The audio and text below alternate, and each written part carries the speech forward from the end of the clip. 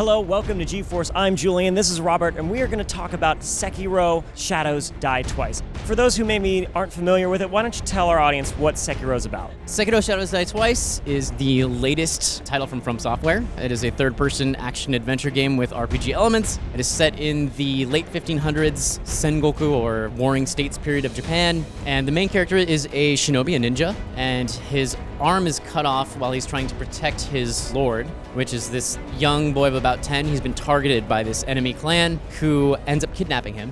And in the process of that, the main character's arm is cut off and it's replaced by what we're calling a shinobi prosthetic that can use a variety of ninja tools as well as a grappling hook. And he uses that paired with a katana in his right hand to fight his way to taking him back. So people are probably familiar with the previous works of From Software, which includes the Dark Souls series, but this game feels different, partially because of that shinobi arm and the combat mechanics as a whole. Can you go into exactly what sets Sekiro apart?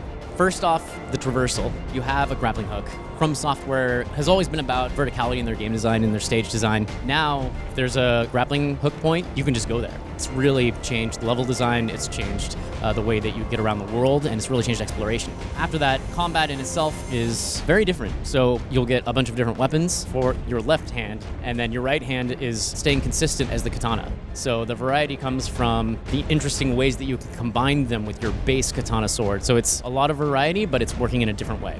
When I played the demo for half an hour, the learning curve was pretty steep, but right away I was starting to really enjoy some of the finer points of the combat, like breaking the boss's stance or using that arm. Can you describe a little bit the different strategies and ways the players can fight their way through this world? So first off, we have stealth. And it actually changes a lot in terms of strategies you can employ. One of my favorite things about it is you can actually start battles on your own terms a lot of the time. Not always, but a lot of the time you can get height on your enemies, see where they are, and kind of come up with a plan and execute that plan. Usually doesn't go exactly how you wanted it to, but you can thin out their numbers and get the jump on them.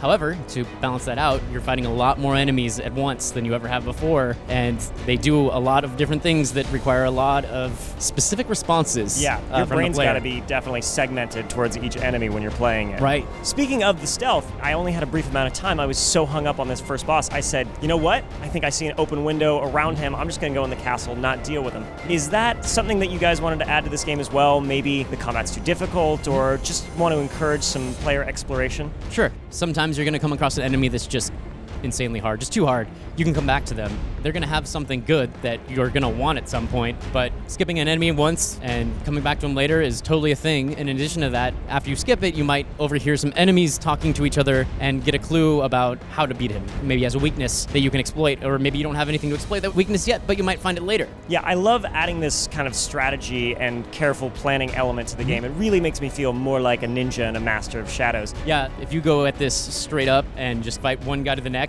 like you would in a Dark Souls game, it's significantly harder. Yeah. But just like all of their titles, they're not making this game only for people who are masters of action. They're making them for anyone who's into games that is willing to put in the effort to learn about it and actually understand. And they've prepared a number of ways for you to overcome these challenges. It's up to you to figure them out. Yeah, that's kind of the trademark of From Software, is like deeply challenging, deeply satisfying when you get it right. Sure. Rob, thanks so much for talking to us today. Oh, absolutely. Thank Thank you guys for tuning in here on GeForce. Don't forget, we've got tons of Gamescom coverage. Check all those videos out, subscribe, leave a comment, and I'll see you next time here on GeForce.